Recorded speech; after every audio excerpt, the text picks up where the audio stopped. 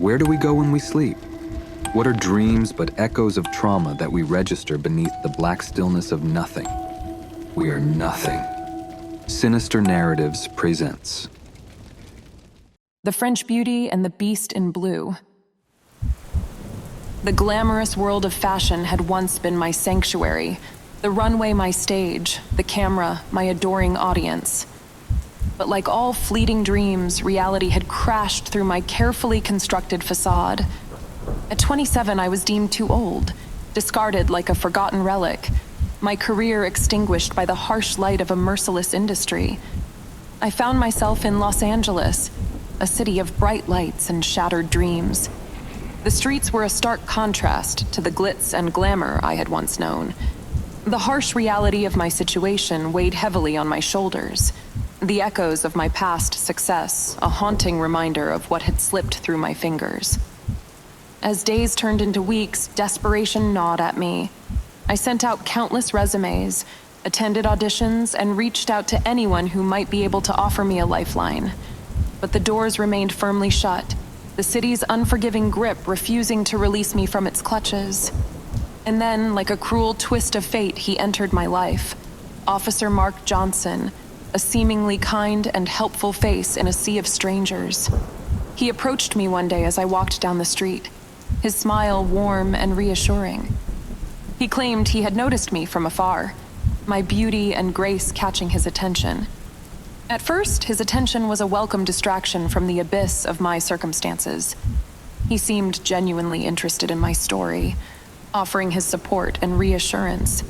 He promised he would do whatever he could to help me navigate the challenges of this new chapter in my life. But as the days turned into weeks, his demeanor began to shift. His kind smile turned into a possessive smirk. His warm words masked a controlling undertone. He would show up unannounced, his presence becoming an invasive force that unsettled me. The red flags were there, his insistence on knowing my whereabouts, his questions about my interactions with others, his veiled threats that if I didn't comply with his wishes, my life could take a dangerous turn. And yet, I brushed off the unease, hoping that maybe I was overreacting. One evening, as the sun dipped below the horizon, he appeared at my doorstep, his eyes ablaze with an intensity that sent shivers down my spine. He demanded I let him in, his tone growing aggressive and insistent. I hesitated, a mixture of fear and uncertainty swirling within me. "You owe me for all the help I've given you," he hissed, his voice dripping with venom. "Don't you dare think you can just walk away." The situation escalated, his temper flaring as his anger became palpable.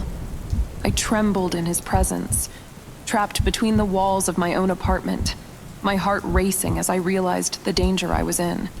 As weeks turned into months, his aggression grew, his presence a constant specter that haunted me day and night.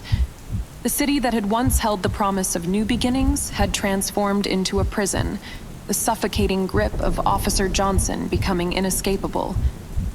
And then, one fateful night, as I walked down a dimly lit street, the shadows seemed to close in around me.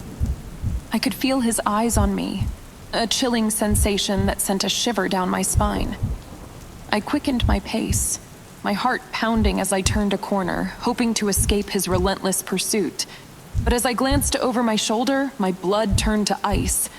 There he was, stalking me, his figure emerging from the shadows like a nightmarish specter.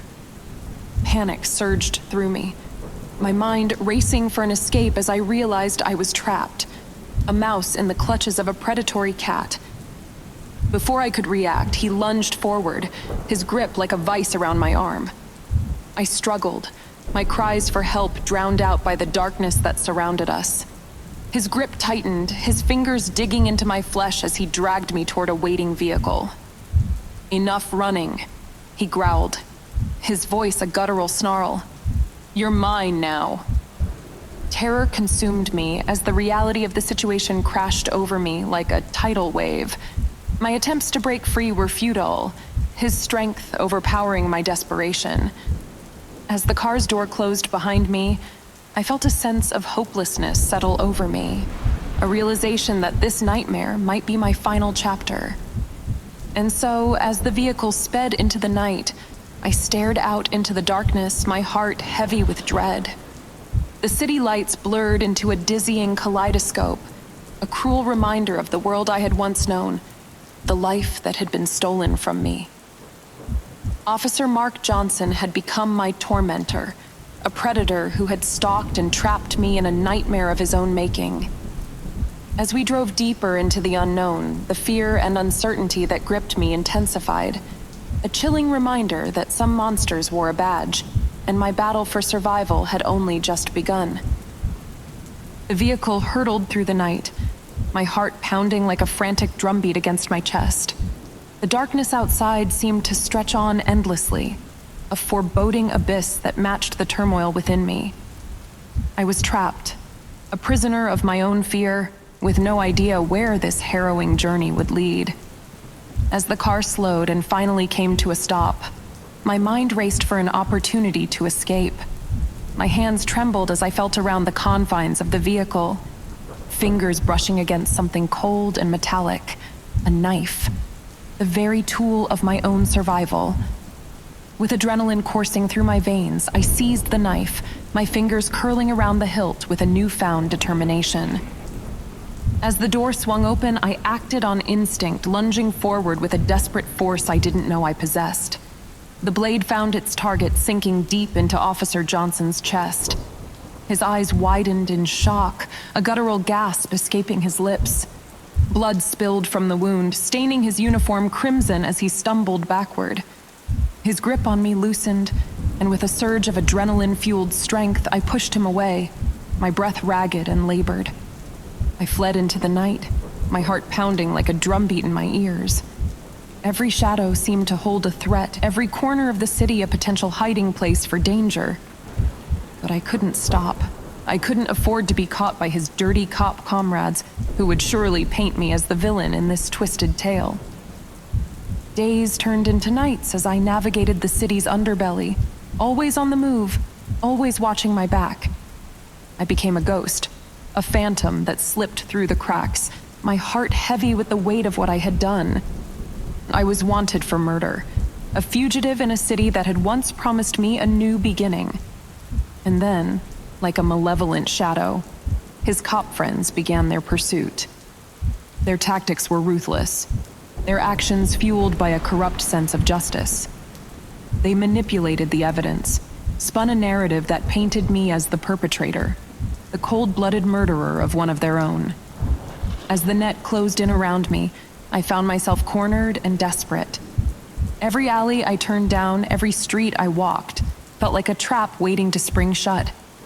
I was a fugitive in a city that had once held promise, now a labyrinth of danger and deceit. In my darkest hour, as the night sky stretched overhead, I sought refuge in a place that had once offered solace, a Catholic cathedral.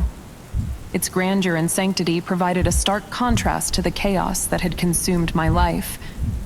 I slipped through the doors, my breath hitching as I hoped for sanctuary.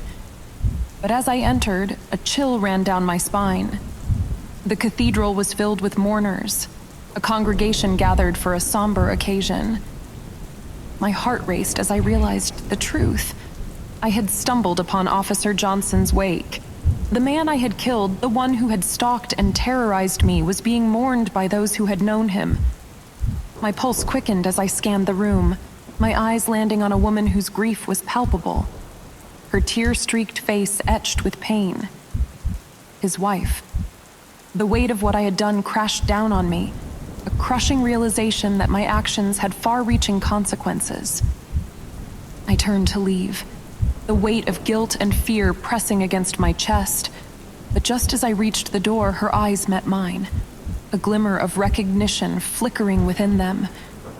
My heart pounded in my chest, my mind racing for an escape as her gaze locked onto mine, a chilling moment of connection that sent a shiver down my spine. As I fled from the cathedral, my mind raced with questions and uncertainties. The shadows of my past had transformed into something far more sinister, a web of deceit, danger, and despair that had ensnared me in its malevolent embrace. And so, as I disappeared into the night, the cathedral's towering spires disappearing behind me, I was left with a haunting truth. The chase was far from over. The dirty cop comrades were still on my trail, the city's shadows still whispered of danger, and the specter of Officer Johnson's death hung heavy in the air. The city had once promised me a new beginning, but now it was a labyrinth of chaos and treachery. The battle for survival had become a war against the very forces that sought to crush me. And as I disappeared into the night, a chilling realization settled over me. The shadows were no longer just a backdrop. They were my new reality, and they held secrets that could shatter everything I once knew. The city's relentless pursuit had driven me to the brink of desperation. Every shadow seemed to hide a threat, every corner a potential trap. I had become a hunted animal, my every move watched by the eyes of danger. But as the days turned into weeks, a new player emerged from the darkness, Officer Johnson's grieving widow. Her face, etched with sorrow and rage, haunted my nightmares. The once mourning woman had transformed into something else, a vengeful specter consumed by a thirst for retribution. She had glimpsed me in the cathedral, and now her obsession was singular, to see me pay for the death of her husband. Her connection to the dirty cops became evident as their actions grew more organized, their pursuit unrelenting. They combed through the city like predators on the hunt, their tactics ruthless and calculated. And at the helm of it all was Officer Johnson's widow, her grief twisted into a weapon of destruction. Desperation became my driving force as I fled, my every step laden with fear and uncertainty. With the border looming ahead, I knew I had to disappear into the night, to become a ghost once more, to escape the relentless pursuit that had become my reality. As I crossed the border into Mexico, a sense of relief washed over me. I had left behind the city's shadows, the malevolent forces that sought to destroy me. But even as I breathed a sigh of temporary respite, a cold realization settled in. The widow's obsession knew no bounds, and she would not be deterred by borders. The dusty roads of Mexico stretched before me, a stark contrast to the city's chaotic streets. I had a plan to change my identity, to erase any trace of the person I had once been. I sought refuge in a remote gas station, my heart pounding as I cut and dyed my hair, the scissors trembling in my grip. Fate favors the bold, I whispered to myself, my fingers trembling as I stared at my new reflection. French is close enough to Spanish, right? And so, with a heart full of uncertainty and a determination that bordered on desperation, I left the gas station, my identity transformed, my past left behind. But the widow's shadow loomed over me, a haunting reminder that the past was never truly erased. As I sought refuge in a Mexican hotel, a sense of unease settled over me. The city's treacherous shadows had followed me, morphing into something far more sinister. The widow's presence was like a phantom, her gaze heavy on my back as I moved through the dimly lit corridors. And then, in a chilling twist of fate, our paths converged once more. I turned a corner, and there she was, Officer Johnson's widow, her eyes ablaze with a chilling intensity. In her hand, a glint of steel, a knife. Fear gripped me, a cold realization that there was no escape from the relentless pursuit that had become my life. She stepped forward, her voice a venomous hiss. "You took everything from me," she spat, her grief transformed into a thirst for vengeance. Before I could react, the blade descended, pain searing through me as the world spun in a dizzying haze. Blood stained my clothes, my vision blurred as I struggled to remain standing. I clutched my stomach, my fingers slick with crimson, as the widow's rage continued to fuel her assault. With a final surge of strength, I managed to push her away, stumbling backward as I fought to catch my breath. The hotel's walls seemed to close in around me, the world spinning as I struggled to stay on my feet. The widow's presence was overpowering, her grief and rage twisting together into a maelstrom of violence. And as I backed away, my mind raced for an escape, a way to survive this harrowing encounter. But even as I turned to flee, her voice cut through the chaos, a chilling reminder that I was no longer in control of my own destiny. "You can't run forever," she hissed, her words a promise of unending pursuit.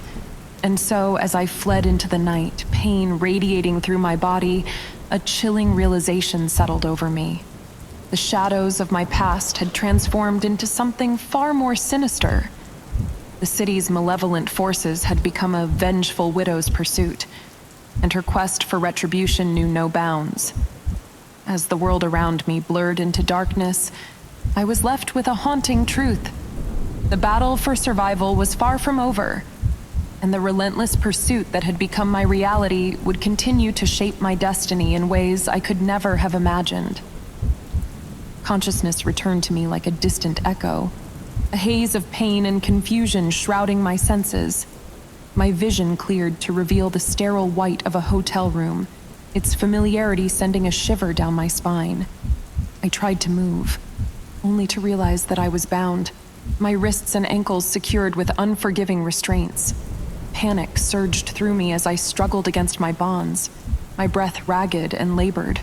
My gaze darted around the room, searching for an escape, a way out of this nightmare.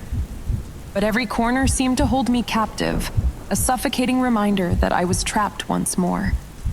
In my desperation, I prayed, the words escaping my lips in a fervent whisper. "Notre Père qui es aux cieux." My voice trembled as I continued to recite the Lord's Prayer in French, a desperate plea for salvation. With the hotel maid's help, I stumbled to my feet, pain radiating through me as I fought to remain standing.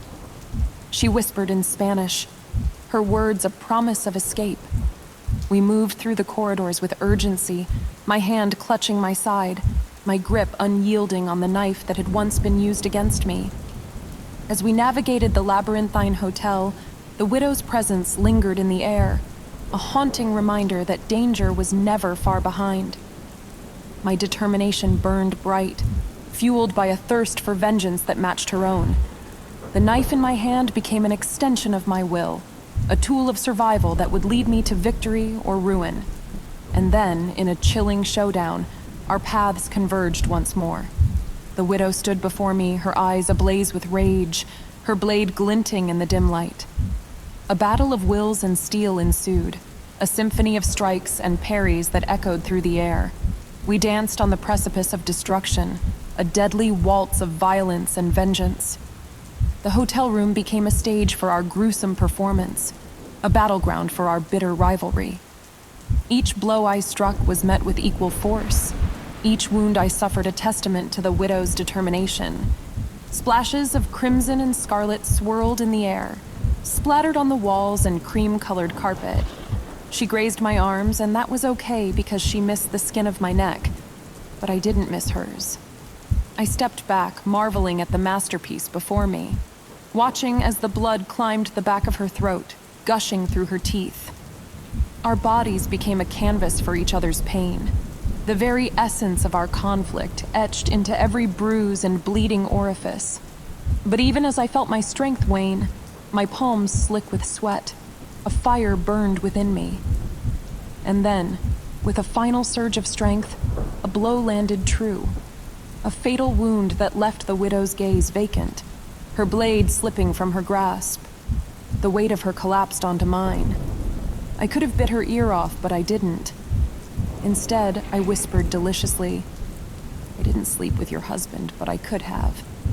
She crumbled to the ground, a broken figure whose reign of terror had come to an end. Exhausted and battered, I staggered back, my heart pounding in my chest. The battle had left its mark on me, both physically and emotionally. I stood amidst the aftermath, the room bathed in the crimson hue of our collective violence. With the widow defeated, I felt a surge of bitter triumph, a hard-fought victory that had come at great cost. But there was one final act of catharsis that beckoned to me. The hotel's pool, its waters shimmering like a siren's call. I approached the edge, my body aching as I shed my blood-soaked clothes. I slipped below the surface, nude, more knife wounds than anything else. I felt a sense of renewal, a baptism of shadows that cleansed my spirit of the horrors I had endured. And as I emerged from the pool, my body battered and bruised, a new strength surged within me. I had conquered the darkness, emerged from the abyss with a newfound sense of purpose. The battle had been won, but the scars, both seen and unseen, would forever remind me of the price of survival. And so, as the moon hung high in the sky, its silver light casting a halo on the water's surface, I took a deep breath and stepped forward, ready to face whatever new challenges awaited me on the other side. I got a job selling tacos on the street, and I looked good doing it.